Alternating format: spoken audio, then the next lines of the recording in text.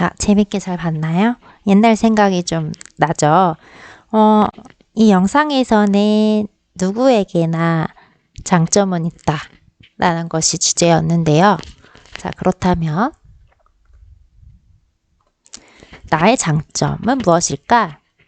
또 나의 단점은 무엇일까? 에 대해서 생각을 해서 등교하기 과제입니다. 왜냐하면 이 내용들을 가지고 평가를 할 예정이거든요. 그래서 여러분들 등교하기 전에 나의 장점이 무엇일까, 단점이 무엇일까 한번 생각을 하는 시간을 가지고 등교했으면 좋겠어요. 자, 그러면요. 우리 자아존중감이 높은 사람들의 특징을 우선 볼게요. 자아존중감이라는 것은요, 우선 나의 장점과 단점을 있는 그대로 받아들여요. 그리고 나는 가치 있는 사람이다 라고 생각을 하죠. 그렇기 때문에 나 자신에 대해서 자신이 있어요. 나에 대해서 자신이 있어요. 자신감이 있어요. 나를 믿는 거죠. 그리고 그렇기 때문에 다른 사람들과 지내는데 문제가 별로 없어요. 나에 대해서 자신이 있기 때문에 나의 생각이나 감정을 솔직하게 표현할 수 있고, 상대가 만약에 나에 대해서 부정적인 피드백이 왔을 때에도 그것을 나를 공격하는 건가? 나의 존재를 부정하는 건가? 라는 식으로 생각하는 것이 아니라 그냥 그 부정적인 피드백을 그냥 팩트 그대로만 받아들이고 그걸 수정하고, 그러면서 다른 사람들과 원만하게 잘 지낼 수 있는 장점이 있죠. 그리고 나의 단점을 있는 그대로 받아들인다고 했잖아요. 그렇기 때문에 나의 한계를 인정할 수 있습니다. 자아 존중감이 높은 사람은 내가 할 수 있는 것과 내가 절대로 할 수 없는 것을 구분 지을 수 있어요. 그래서 그거에 대해서 크게 낙담하지 않고 자기 자신을 평가절하하지 않아요. 그리고 뿐만 아니라 내가 더 나아가고 싶은 목표가 있다면 열심히 노력해서 변화하려고 기대하죠. 그리고 나의 성장을 기대하죠. 이러한 것들을 다 통틀어서 지내다 보면 나의 삶에 대한 만족도가 올라갈 수가 있어요. 반면 자아 존중감이 낮은 사람들의 특징을 보면 일의 성취에 대한 자신감이 없어요. 내가 잘하고 있는 건지, 다른 사람들이 날 어떻게 볼지, 나를 무능하다고 보진 않을지, 아니면 날 이상하다고 보진 않을지에 대한 그런 우려가 많죠. 나 자신에 대해서 나에 대한 자신감이 부족해서. 이건 일의 성취에 대한 자신감도 부족해요. 그래서 도전을 많이 못해요. 그래서 계속 성장하는 것이 아니라 계속 후퇴하는 그러한 결과가 일어나죠. 그리고 열등감이 있어요. 계속 타인과 비교를 하게 돼요. 왜냐하면 나에 대한 자신감이 부족하기 때문에. 그리고 타인에게 부당한 대우를 받는다고 느끼기도 해요. 이것 또한 나 자신에 대한 신뢰도나 자신감이 부족해서 그렇습니다. 그리고 미래에 대해서 비관적인 사람이 되겠죠. 그래서 우리는 어떻게 해야 될까요? 뛰어난 성취를 이뤄라 라고 얘기하는 건 아니에요. 나 자신을 있는 그대로 받아들이는 사람이 되자라는 거죠. 자아 존중감이 높은 사람이란. 그렇다고 해서 내가 지금 이것도 지금 굉장히 부족한 상황인데 그냥 거기에 안주해버리자라는 건 아니에요. 거기서 안주해버리는 건 아니고 내가 잘하는 것이 무엇인지에 대해서 정확히 파악하고, 내가 부족한 면, 내가 도저히 해결할 수 없는 부족한 면이 있다면 그것 또한 나라고 생각하는 거죠. 하지만 내가 좀 욕심이 있어서 좀 더 좋은 방향으로 개선하고 싶다면 그래, 난 할 수 있어 라고 생각하고 하나 둘씩 노력해 나가는 거예요. 그게 바로 자아 존중감이 높은 사람이다 라고 할 수가 있어요. 자, 그러면요, 우리 여러분들의 자아 존중감이 얼마나 높은지에 대해서 한번 체크를 해보는 시간을 가지려고 해요. 그래서 이건 자아 존중감에 대해서 알아보고자 하는 문항들입니다. 여러분들 해당하는 곳에 V 표시를 여러분들 나름 노트에다가 하면 되고요. 이거는 점수가 아직 안 써있죠? 그래서 여러분들이 1번에 어디에 체크했는지, 2번에 어디에 체크했는지 우선 이거를 적어놔야 돼. 그리고 선생님 다음 페이지에다가 점수 배점을 보여줄 거거든요. 그래서 그 점수 배점을 보고 이제 총점을 낼 거예요. 그러면 우선은 여러분들 나름의 종이에다가 1번부터 10번까지 어디에 해당되는지 체크를 우선 해 봅시다.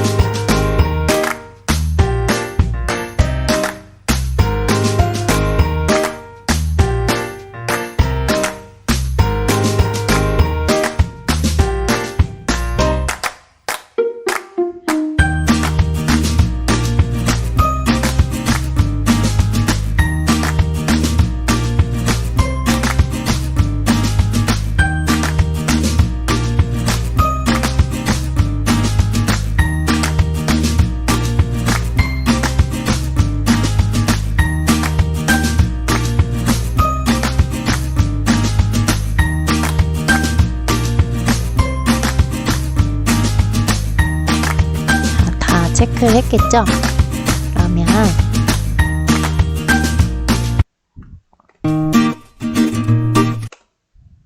자, 채점표입니다.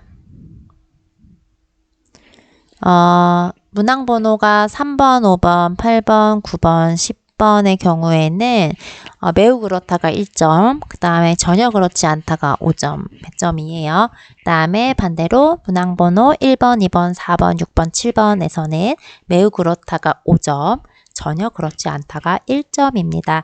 이 채점표를 보고 여러분들의 점수가 몇 점인지 한번 총점을 내보도록 해봅시다. 이건 여러분들에게 물어보지는 않을 거예요. 그래서 시간 있을 때 하면 되고요.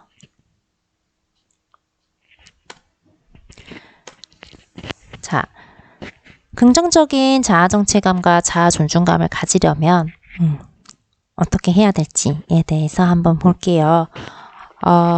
우선 첫 번째로는 긍정적인 생각을 많이 하면 좋겠죠. 긍정적인 말, 그 다음에 긍정적인 생각을 자주 하는 게 좋을 거예요. 부정적인 감정이나 생각이 들었어요. 근데 그것을 의도적으로 계속 좋은 쪽으로 전환시켜 주는 거죠. 내가 지금 힘든 상황을 겪고 있어요. 힘든 상황을 겪고 있는 와중에도 분명히 도움이 되는 또는 내가 생각지 못했던 좋은 점이 있을 수 있거든요. 그걸 의도적으로 계속 찾는 연습을 하는 거죠. 그렇다면 아마 자연스럽게 그걸 연습을 계속 꾸준히 하다 보면 자연스럽게 사고의 전환이 일어나게 될 거예요. 그리고 두 번째로는 있는 그대로의 나의 모습을 받아들이기예요. 난 이것도 못하고 저것도 못해요. 난 정말 이것밖에 안 되는 사람인가 봐요. 이번 생은 망했어요. 이렇게 이야기하는 친구들이 있어요. 근데 너무 안타까운 것 같아요. 여러분들이 살아온 인생보다 앞으로 살아가야 될 인생이 훨씬 길거든요.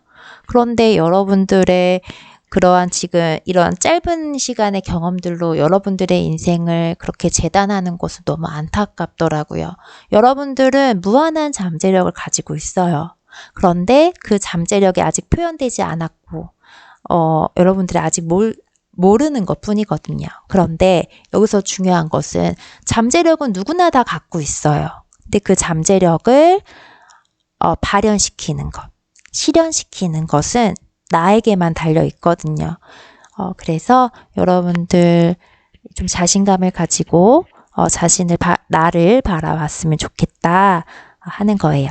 세 번째는요, 다양한 경험을 해봐야 돼요. 다양한 경험을 해보면서 내가 잘하는 것을 찾아보는 것도 중요하고요. 그 다음에 어떠한 것이 나랑 맞지 않는지, 어떠한 것이 나랑 잘 맞는지 판단을 해나가야 돼요. 그러려면 그냥 눈앞에 주어지는 것만, 그냥 학교 공부만 열심히 하는 게 아니라요. 뭐 책도 많이 읽어봐야 될 것이고 봉사활동을 하는 것도 좋고요. 아니면 뭐 여러 가지 요즘 참 체험활동들이 되게 많죠. 그래서 체험활동도 하는 거 좋고 여행도 많이 해보는 게 좋아요.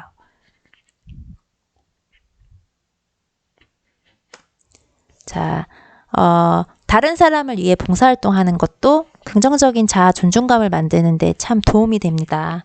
왜냐하면요, 다른 사람을 위해서 내가 어떤 도움을 주잖아요. 그러면 내가 좀 가치가 있는 사람이 된 듯한 생각이 들거든요.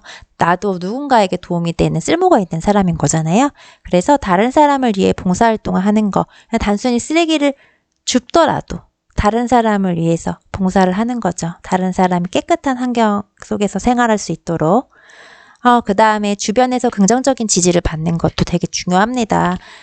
그런데 여기서 또 중요한 건 내가 긍정적인 지지를 받는 것도 참 좋겠지만 나도 주변 사람들에게 긍정적인 지지와 격려를 해주면 참 좋겠죠.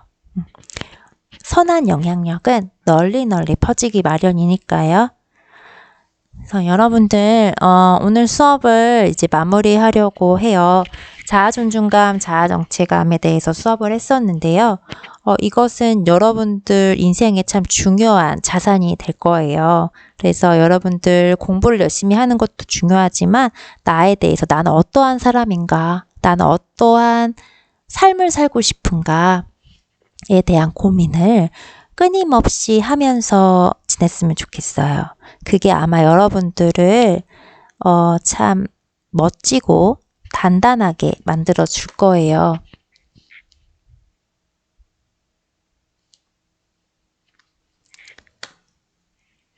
자, 요즘 참 자존감과 관련된 책이 참 많아요. 대표적으로 자존감 수업이 있고요. 미움받을 용기, 그 다음에 미움받을 용기 2도 나왔어요. 그 외에도 참 많은 자아 존중감과 관련된 책들이 많거든요. 그래서 여러분들 지금 시간이 좀 많죠. 그래서 지금 이 시기에 이러한 책들을 하나 선정해서 읽어보는 것도 참 좋을 것 같습니다.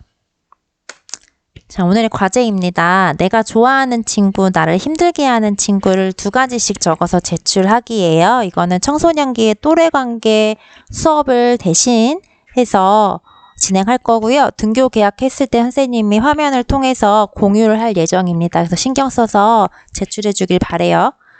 자, 그다음에 마지막으로 등교 계약이 우리 6월 8일이죠. 그래서 6월 8일부터 이제 1학년 수업이 진행이 되는데 여러분들이 반드시 챙겨야 되는 준비물이 있습니다. 왜냐하면 수행 평가를 할 거라서. 자, 반드시 챙겨야 될 것은 색연필 또는 사인펜이고요. 이거는 반드시 챙겨야 돼요.